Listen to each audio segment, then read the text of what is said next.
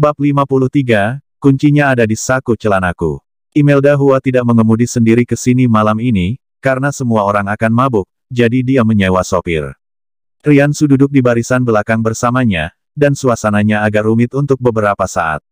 Imelda Hua banyak minum malam ini oleh Januar Yang. Dia sudah sedikit mabuk sekarang, matanya sangat kabur, dan tubuhnya lemas. Kuncinya adalah suhu tubuhnya meningkat setelah minum, yang membuat wangi tubuhnya semakin menyengat. Ditambah dengan bau samar alkohol di nafasnya, ada godaan yang tak terlukiskan. Riansu mencium aroma yang keluar dari tubuhnya dan merasakan suasana ambigu, dan merasakan sedikit riak di hatinya. Terlihat bahwa Imelda Hua bukanlah orang yang banyak bicara, dia jelas memiliki kepribadian yang pendiam dan tertutup. Setelah menyapa Riansu tidak berinisiatif untuk berbicara dan dia juga tetap diam. Tak lama kemudian, sesampainya mereka di tempat tujuan, sang supir memecah keheningan, "Nona, kita sudah sampai di tujuan." Imelda Hua mengangguk, "Oke." Sopir itu berbalik dan memandang mereka, lalu berkata dengan penuh arti, "Dibutuhkan 100 tahun untuk menyeberangi perahu yang sama, dan 1000 tahun untuk tidur bersama. Anda dapat memilih satu sama lain di antara lebih dari 1 miliar orang. Ini takdir yang jarang, tapi kamu tetap harus menghargainya. Jangan sampai kehilangan satu sama lain dan menyesal di kemudian hari." Setelah mengatakan ini, dia keluar dari mobil. Riansu tertegun sejenak, "Tuan supir ini adalah seorang pria yang punya cerita." "Tuan, Anda salah paham, kami bukan sepasang kekasih."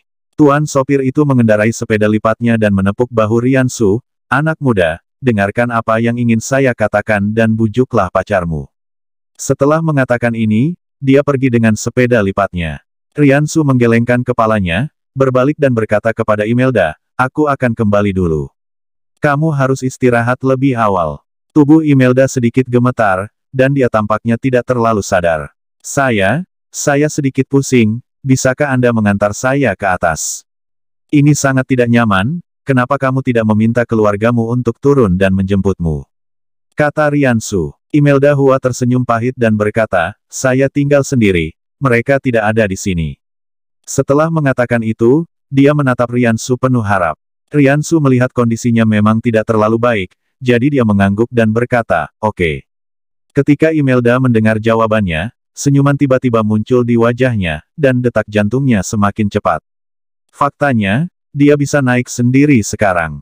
Dia tidak cukup pusing untuk berjalan, tapi dia hanya tidak ingin Riansu pergi begitu cepat. Semakin dekat dia ke rumah, semakin cepat detak jantung Imelda. Ketika dia sampai di depan pintu rumahnya, jantungnya terasa seperti hendak melompat keluar. Karena terlalu gugup, dia menderita pusing. Selain itu, dia sudah sangat lelah dan tidak dapat berdiri dengan kokoh dan mulai terjatuh. Riansu segera memeluknya, "Apakah kamu baik-baik saja?" Berada dekat dengan Imelda, aroma di tubuhnya menjadi semakin kuat, terutama karena tubuhnya yang begitu lembut dan dia bersandar langsung di dada Riansu, membuat jantung Riansu langsung berdebar kencang. Energi spiritual naga sejati di dalam tubuh kembali meningkat.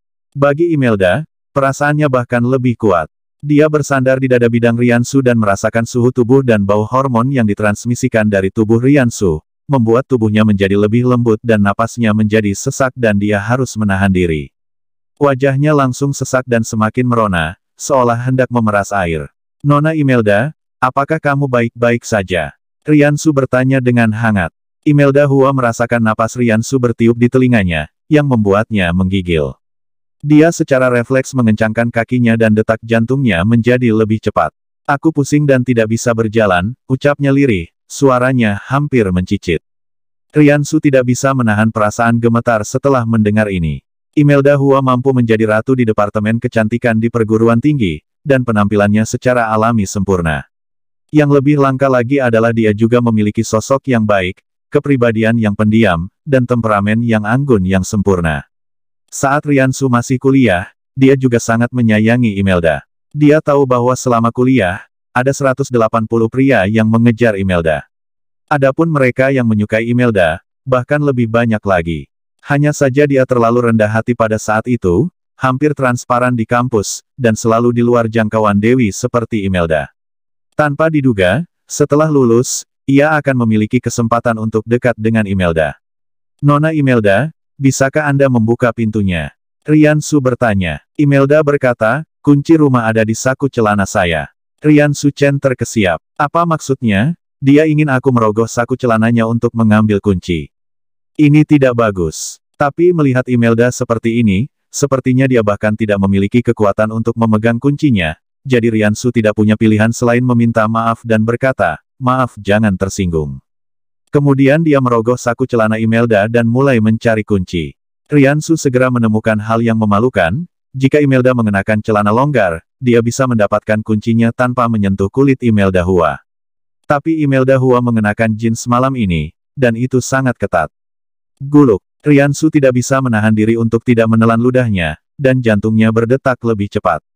Tolong. Tampaknya menyadari rasa malunya, Imelda berkata dengan lembut, wajahnya menjadi lebih cerah. Yah, karena gadis itu tidak penting lagi, akan sangat munafik jika dia menolak. Jadi Riansu menarik napas dalam-dalam, mengulurkan tangannya, dan memasukkannya ke dalam saku celana Imelda. Yah, itu agak ketat. Setelah Imelda merasakan tangan Riansu dimasukkan ke dalam dirinya, dia tidak bisa menahan gemetar dan wajahnya menjadi lebih merah. Riansu perlahan mengulurkan jarinya ke dalam, menemukan kunci terdalam, dan mulai mencubitnya. Yang lebih parahnya adalah ketika dia menggali dengan jarinya, dia secara tidak sengaja menyentuh daging Imelda, yang membuat Imelda tidak bisa menahan geli dan seluruh tubuhnya gemetar. Riansu berkata, Nona Imelda, kamu gak apa-apa. Imelda berkata dengan cepat, maaf, saya sedikit geli. Riansu berkata tanpa daya, bagaimana kalau kamu mengeluarkan kuncinya? Jariku agak tebal dan tidak mudah untuk memasukkannya. Dia tidak tahu bagaimana para desainer kostum ini mendesain celananya menjadi begitu ketat. Bukankah terlalu ketat untuk dikenakan oleh para wanita ini? Imelda mencobanya dan menemukan bahwa dia bahkan tidak bisa mengangkat tangannya. Sekarang dia harus menggantungkan separuh tubuhnya pada Riansu untuk berdiri teguh, saya tidak memiliki kekuatan.